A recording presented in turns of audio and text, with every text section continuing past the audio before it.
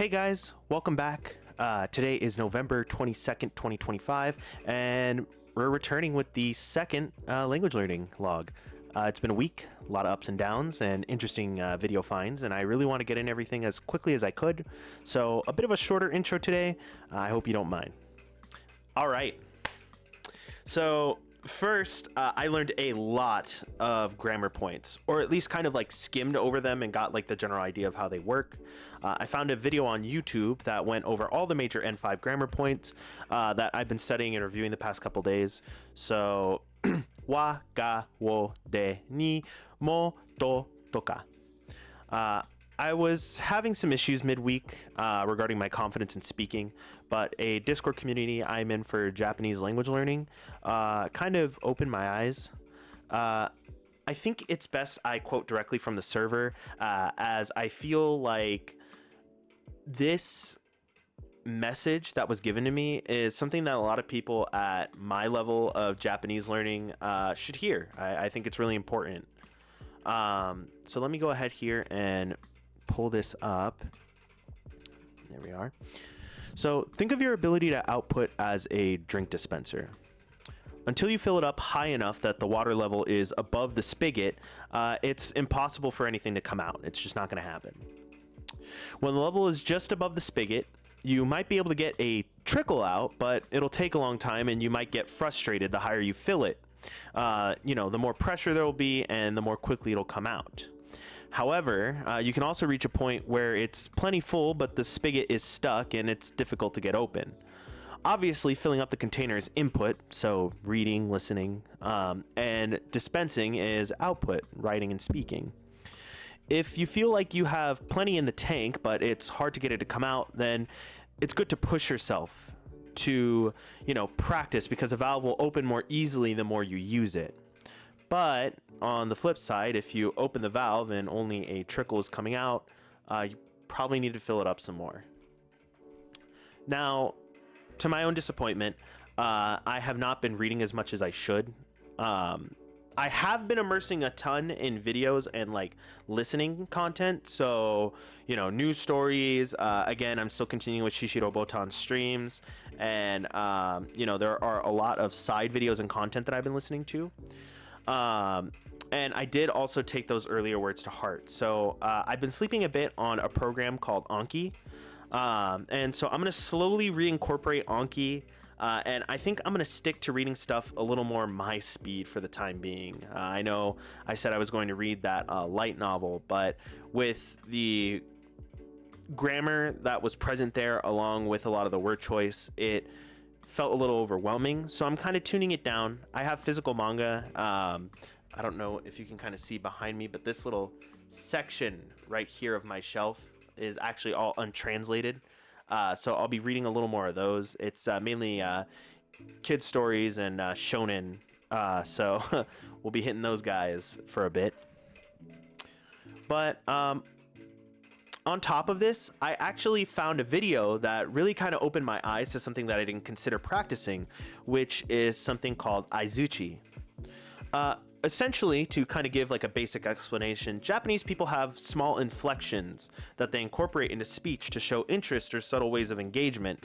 And think of it like a verbal nod or shrug at something someone says to show you're listening. So it was thanks to a channel called Kaname Naito that brought this to my attention. And links to everything in the description as mentioned. So if you want to check out the video and kind of practice aizuchi on your own and kind of incorporate that into your language plan, by all means, I highly encourage it. Good channel, good video.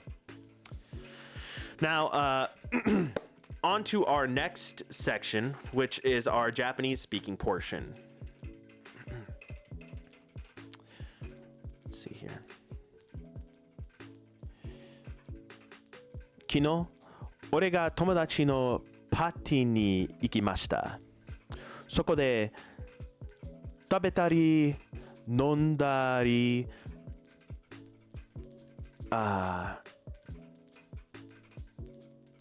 踊ったりました。楽しかった。今日二日酔いじゃない。俺が元気。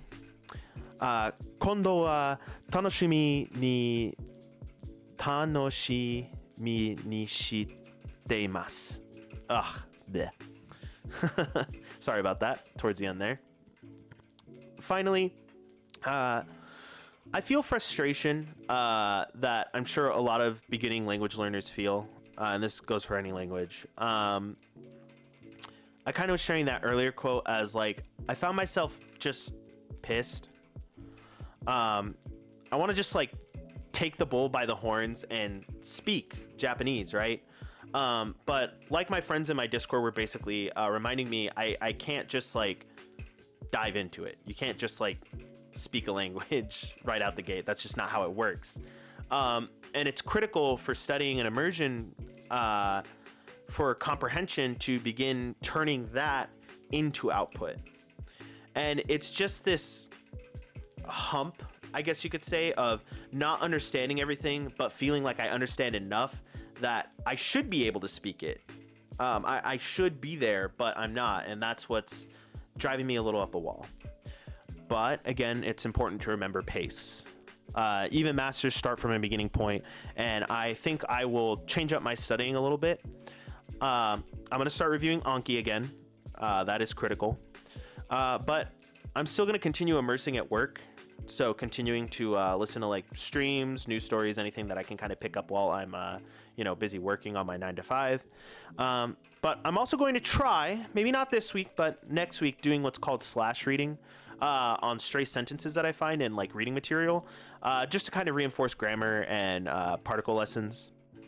I think the only other thing I want to change / kind of incorporate is a concept a friend brought to me because I worry my Japanese doesn't sound too terribly natural. I kind of scuffed it on the reading there earlier, which is called shadowing. So, like, I find a show, anime, playthrough, and I try to talk along as they speak. And as they're doing that, I record as I am mirroring, and then I play it back and listen to it.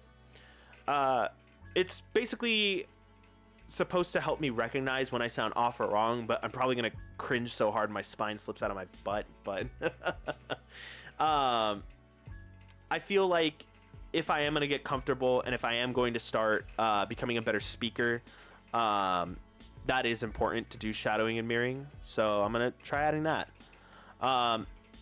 Anyways, I want to thank you guys. Arigato. Again, I really appreciate the time you all take to watch these and engage.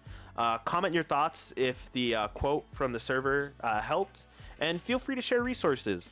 Again, translations and resources when I can are going to be provided below, and I hope you guys have a nice day. Bye.